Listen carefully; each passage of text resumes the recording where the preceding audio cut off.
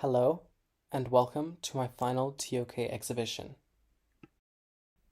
My name is Falcoman, and I have chosen the prompt, Can new knowledge change established values or beliefs? Before we start, it may be helpful to lay a foundation by clarifying just what beliefs are. Beliefs are defined as pieces of information that are thought to be true by a person based on what they see, feel, hear, or experience, and play a prominent role in instituting one's values. And although one's values and beliefs cannot be wrong, they can be impacted by new knowledge, whether that be ethical, scientific, or political. This exhibition will investigate just that, whether new knowledge can change established values and beliefs, as well as specific nuances that might curtail the impact of new knowledge on one's established values and beliefs. This will be done by analyzing and evaluating 3 objects and their real-life contexts.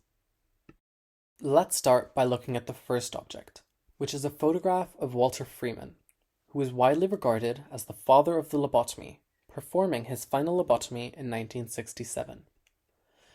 This object was chosen as its underlying contextual meaning represents a clear shift in values and beliefs in the medical field following the introduction of new, more effective knowledge.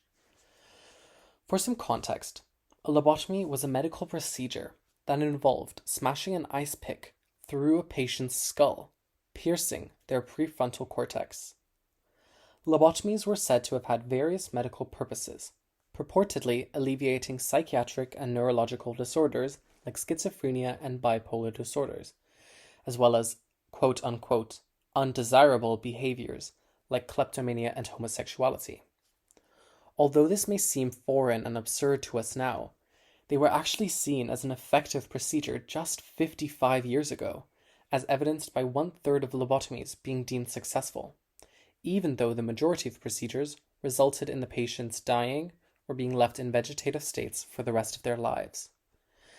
However, with the introduction of chlorpromazine, the first antipsychotic drug, by French physician Henri Labourite, people were introduced to new knowledge, a so-called chemical lobotomy, rendering traditional lobotomies futile and ultimately contributing to their prohibition in 1967. This introduction of new, more effective knowledge shifted the perception of lobotomies, changing the beliefs of the medical field surrounding their efficacy, necessity, and adequacy. As such, the image's underlying contextual meaning demonstrates how, specifically in the natural sciences, the introduction of new, more effective knowledge can alter scientific beliefs. From this, it can be concluded that yes, new knowledge can change established values and beliefs if the new knowledge introduced is deemed more effective. The second object is the 2015 infographic by the non-profit organization Advantage Africa, which addresses the superstition, stigma, and cruel treatment those with albinism face in certain regions in Africa. This object was chosen as it clearly shows the introduction of new knowledge and its ensuing adverse reaction, demonstrating how deeply rooted cultural beliefs and values don't always change after the introduction of new knowledge. For some context, there has recently been a resurgence in violence and murder against people with albinism in Africa. This violence is stemmed from the cultural belief that the body parts, including the bones, hair, and eyes of people with albinism, have certain magical abilities, which can be used as tools by witch doctors in various spells and rituals to elicit numerous effects, including fertility and wealth, just to name a few. These beliefs implore certain people to murder, amputate the limbs, and exhume the graves of people with albinism.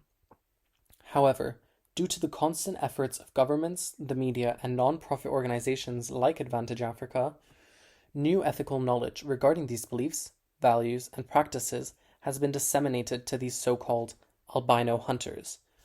For example, in the infographic, the statement, "We are human too," evokes a great sense of pathos and empathy for most readers, as it reflects a culture where they are not treated as such. However, to albino hunters, this message introduces new ethical knowledge and is aimed towards their practices. This newly disseminated ethical knowledge has caused a decrease in violence against people with albinism in most areas of Africa.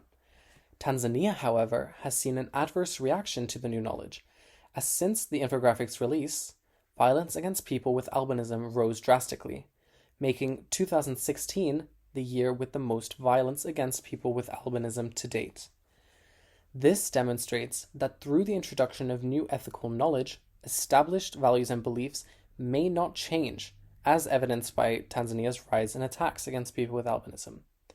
However, when analyzing the impact of the new knowledge on, or lack thereof, on the beliefs and values of albino hunters in Tanzania, certain nuances must be taken into consideration. Notably, the impact of culture and how deeply ingrained the specific beliefs and values are in their culture. Thus, this suggests that yes, new knowledge can change established values and beliefs, but its ability to do so depends on the culture's willingness to accept it. The final object is a heat map showing the complete vaccination rates of all US counties as of June 16, 2021. This object was chosen because it reveals a correlation between the rate of vaccination, which can be associated with the belief in vaccinations, and voter turnout in the 2020 presidential election. This correlation indicates how nuances like political affiliations and the type of community in which one lives in can impact the ability of new knowledge to change one's established values and beliefs. Vaccinations and their efficacy have been a prominent and decisive political discussion for the last couple of years, and were fueled by the outbreak of COVID-19 in 2020. On average, states and counties with a predominantly Republican voter turnout in the 2020 presidential election have been more hesitant towards the efficacy of the vaccine than states and counties with a Democratic voter turnout. A nationwide survey corroborates this presumption by revealing that 4% of Democrats were not planning on getting vaccinated, compared to a staggering 41% of Republicans. This tendency can be seen in the heat map in Republican states like Wyoming, Arkansas, and Alabama, which have lower rates of completed vaccinations indicated by their lighter blue color. This tendency to be apprehensive about the vaccine, which is new knowledge, can be attributed to nuances predominantly seen in Republican states and counties, as these are often more rural.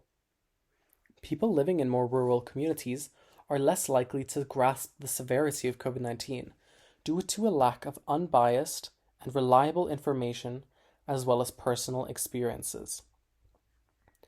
This is once again corroborated by the nationwide survey, which found that 62% of Republicans viewed getting a COVID vaccination as a personal choice, as opposed to a decision to help the greater whole, compared to the 41% of Democrats. Similarly, the dissemination of biased knowledge from the media, which is usually attributed to more right-wing media, creates partisanship that paints a skewed picture of COVID-19's severity and vaccine efficacy. This partisanship is strengthened in communities where one's beliefs and values are similar to the people around oneself, communities in which Republicans tend to live. This concludes that no, new knowledge cannot change established values and beliefs when one has partisanship due to the lack of unbiased knowledge and lack of personal experiences.